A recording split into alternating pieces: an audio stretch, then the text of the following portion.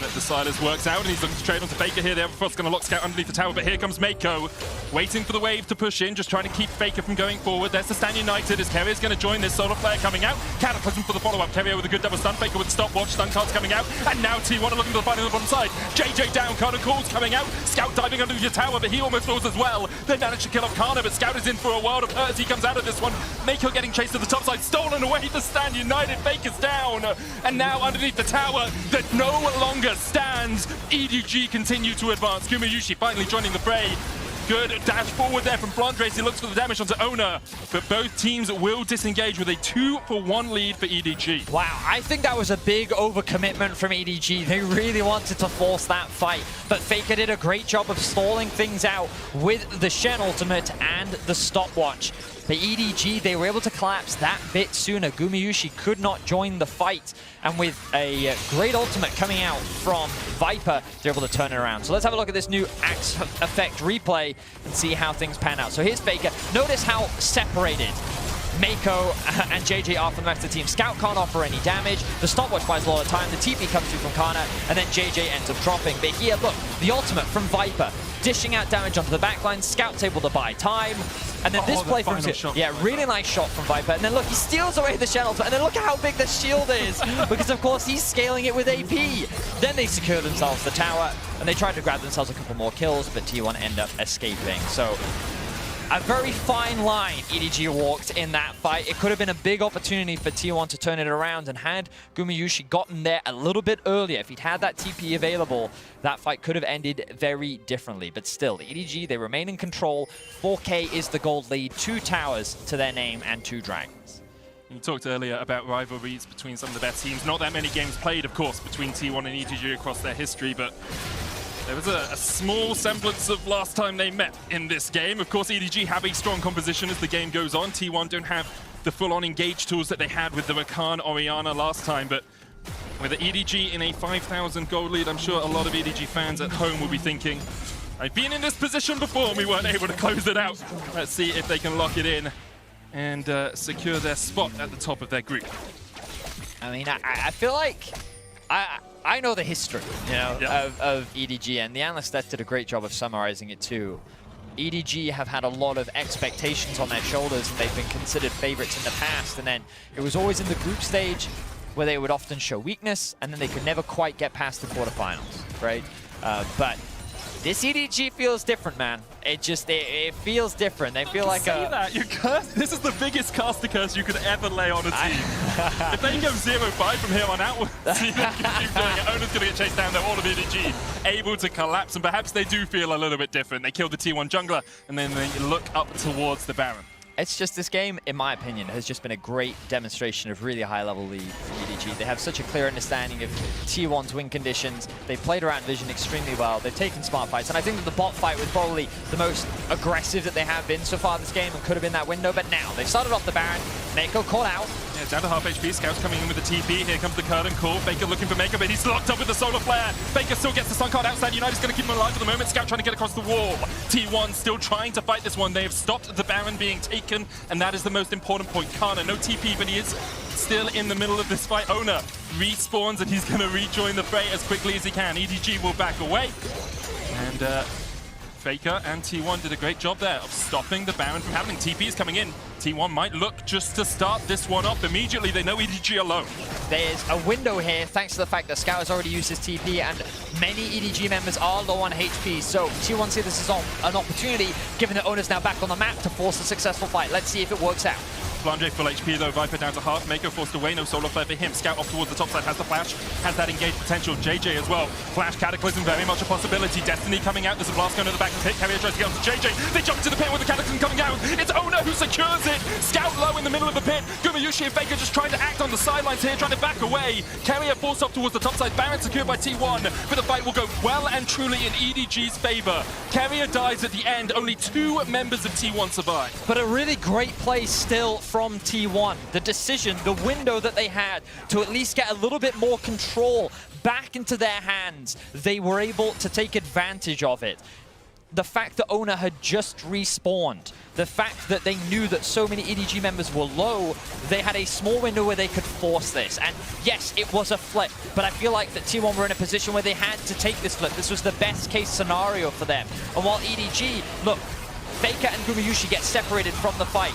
Owner, in a 50-50 smite here, is able to secure it before losing his life, and then Gumayusi ends up doing so much damage on the backline that they end up getting themselves a couple kills as well. Owner is just the sacrificial lamb here. Carry is forced to lose his life as well, but 2 for 3, Baron in your back pocket. If I'm T1, I'm pretty happy with that. And only 30 seconds before it, Vedius was talking about how great the map play was from EDG. So T1 do get the Baron, Red Bull Baron power play up and available for them. EDG now with 3 Drakes. Cloud Soul is the possibility, and it wouldn't be an LCK versus LPL game without a Cloud Soul on the horizon. So I think... Into the mid lane, only Faker stands Faker alone. know? Does Faker know? He steps forward, he steps back. Oh, to be in the mind of Faker for a second, because right now, his positioning could cost T1 everything. Scout backs away, T1 gain priority in the mid lane and work their way up towards the Baron right now. They're going to start it up. Flandre's on the Drake. Flandre's on the Drake, and EDG now 4 members strong can push against this. That Drake's going to be down in about 4 auto attacks from that Graves. Owner, half HP, curtain call coming out as Viper looks for the damage. Faker off towards the side, Scout chasing him down. Scout will land the root, the solar flare going down to the Faker as well. And with the Zenith Blade, he has to pop the stopwatch. Cloud Soul secured for EDG, and Faker is down as well. EDG win the fight on both fronts. Beautiful pick coming out from Scout. It was that dance between the 2 mid laners, hiding in fog of war, but the moment Faker threw out his stun card, he revealed an opportunity for Scout. Mako with the immediate follow-up from the ultimate. EDG are going to secure themselves the soul, they're going to get themselves the Baron, and just like that, EDG snuff out T1's chances.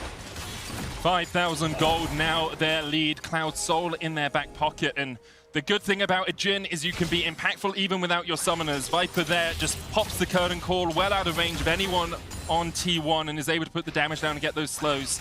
Faker trying to find an avenue to approach the fight, but just couldn't get it. Scout now level 17 on this Sylas. Highest level on the game, teamed up with Flandre, 3 levels ahead of Faker. Yeah, it's an awkward position for T1 to be in right now, because I feel like both Scout and Flandre, they're difficult to deal with in a side lane. You know, we haven't really talked about Flandre at all this game, but 4-0 and 4 on this Graves has not really made a mistake from what we've seen so far, and is like a massive damage-dealing threat in a side lane. Very difficult to be able to push out on 1v1.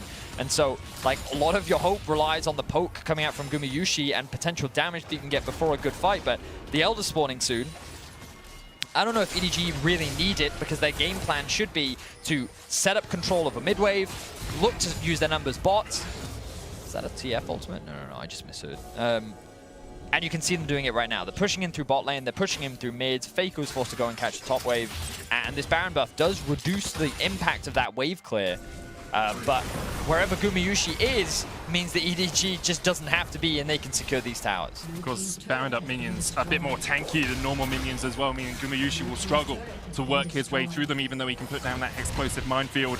EDG playing those 2 lanes well. Solar Flare coming out, there's the curtain call as well. Faker takes a chunk, Owner trying to block for them, but Carrier still found with the 3rd shot. 4th's about to come out. It hits Owner as the Crescent Guard falls. Cannon Minion surviving here. Scout still in the mid lane. There's a whole wave that T1 now have to deal with. Cannon Minion dies down towards the bottom side, but the mid lane inhibitor tower will fall as well. Scout just buffing up those double cannons. The shot blast does land, but Flandre and Viper very easily heal that back up. And now T1 just decide to defend their bot lane inhibitor tower. Mega Inferno Bomb stolen away, doesn't really get the damage down, but Carrier has to dash away, and that's mid lane inhibitor and the bot lane inhibitor now under fire. Scout continues just to wail away on that mid inhib. It will fall, so will the bottom lane, and EDG. They've got everything they needed out of this Baron buff. They can back away. Good patience being shown by EDG, not giving T1 really any opportunities. They're going. Looks like a pick. They're looking for it. They can't quite catch out Flandre, who manages to flash and escape and continue unkilled here at Worlds. Didn't die yesterday, yet to die today. Same with Scout. EDG solo laners just having a barnstormer of a performance so far here in 2021. So now I can say with a lot more confidence, this EDG just feels different. Yep. Give you that one. They are clean, they are crisp in their execution, the control that they have, the performance of each of their individuals. You can really see why they are considered one of the tournament favorites and how dominant they have been looking so far in the group stage. Of course, this is only their 2nd game. Group stages can be quite the torrent of emotions for many fans. and there's still a lot left to play, but this EDG team looks solid. And with only one inhibitor left, with the Elder Dragon spawning in 2 minutes time, you feel like that this game is done and dusted for EDG. It's just a matter of how they close things out. The biggest struggle for them is Gumayusi and the amount of wave play that he does have on this Ziggs, and it does just make sieging that bit harder, especially without the Baron buff. They do, of course, have the option to just go for the all-in dive, you know, Solar Flare, Scout diving in as well with the Abscond Duck Cataclysm. You can just focus down Gumayusi. Question is that the wisest idea? Instead, you can just wait for the super minions to start doing work in the middle and the bottom lane and get this wave pushing in. The top wildcards will clear it out just a little bit, but still T1 have to deal with 4 members of EDG pushing in here. Scout taking away a red buff. And go back to base. Going back to base, he has TP. Just your classic solo queue mid laner. Yep. He knows his priorities. Of course, as you rightly said, he does have the TP and can join at any moment. He's going to use that in the mid lane to create another point of pressure.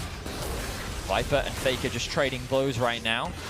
I love the rapid fire cannon on Graves, because it means you can do what they just did to Faker without having to be that short range, you know, shotgun 80 carry that Graves so often is. Wandre just chipping away at Faker, forces him to go back. Destiny available for T1, but are they going to pull the trigger? Are they going to look for a final fight in this game? Because you have to feel if those super minions in the bottom lane get any closer, it's going to be very difficult. Curtains open as EDG look for an encore of the last fight, and they will once again just force T1 back. T1 unable to find their fight, unable to find a moment, a gap in the armor of EDG, and now with 3 inhibitors down, T1 very much on their last legs.